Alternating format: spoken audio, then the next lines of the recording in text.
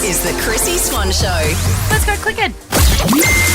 Chrissy's Clickbait. So the headline that made me click is this one. Kanye West and Bianca Censori marriage on the rocks. Divorce on the horizon. And I will say to you beautiful listeners, as I have said to Jack, when it's bad, it doesn't look any different from when it's good. Yeah. Between these two. Yeah. Yeah. Like that, what is going on in that kooky little paradise? Well, remember I told you a few months ago, I know someone that knows someone that knows someone. Yeah, you've got intel. Yes, and I heard a few months ago that things weren't good and that it was going to end, so I'm not surprised by this at all. But it felt like a couple of weeks ago we saw Bianca and her, Melbourne family overseas in Tokyo or something with Kanye at his show. Yeah. So I feel like, this is my sort of theory, they had this trip planned, they did all the whole family and Kanye and Bianca thing together, that's finished, and now they're finished. She just had to wait to get that trip over and done. But it just feels so miserable all the time. Correct. She's probably been miserable for 2 years, man. Before that. And they've been married only for 2 years. Yes. I didn't even know that they were married. I forget those details. But she was working at Yeezy while Kim and Kanye were still together. She was an architect. how they met. Yes. And you can assume that there was shenanigans going on. some overlap. So what? How is that going to look financially for her? Well, I guess Pretty good. pretty good. I guess she will get half of everything. Is that since they've been together? That is crazy, isn't it? It is. But I also feel like a bit of relief for her because you can't tell me she wants to walk down Sunset Boulevard with a cushion strapped to her stomach. I know. The outfits and they've been his idea. Is that true or is that a beat up? No, that would be him. Because with Kim, she talked about it on the show. When they split up, she didn't know how to dress herself because she, for so many years, had Kanye telling her every day what to wear. I mean, fly high, little bird.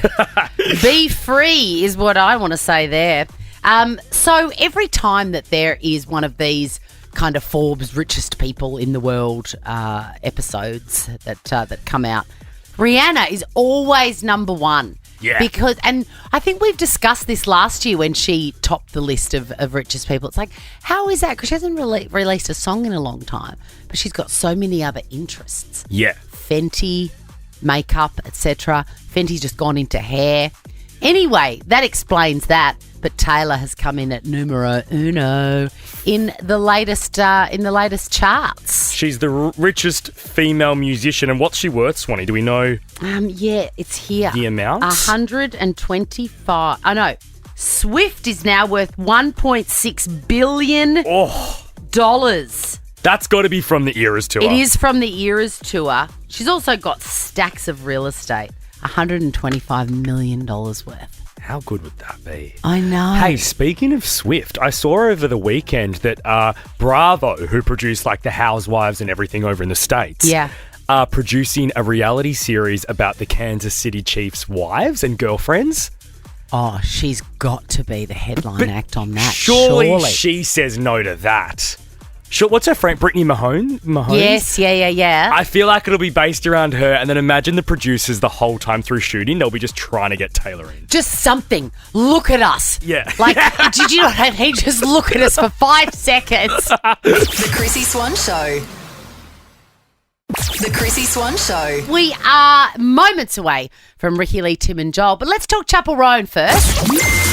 Chrissy's Clickbait. She's one of the most interesting artists of the year, I reckon. Come out of nowhere to be this, incredibly popular and accomplished. I mean, she's got dates after dates after dates. Whenever I open up my phone, she's performing somewhere new. And she's also got a fantastic back catalogue, Swan, because she's come sort of to the spotlight after being an artist for so many years. Yeah.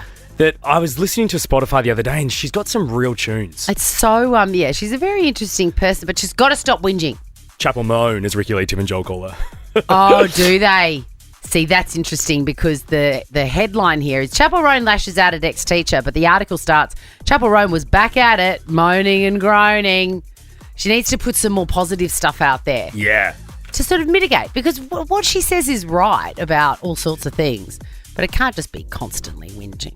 No, she doesn't want to be Chapel Moan all the time. No, that's it. She was performing live at a show at the Austin City Limits Music Festival. Oh, yeah. Yeah.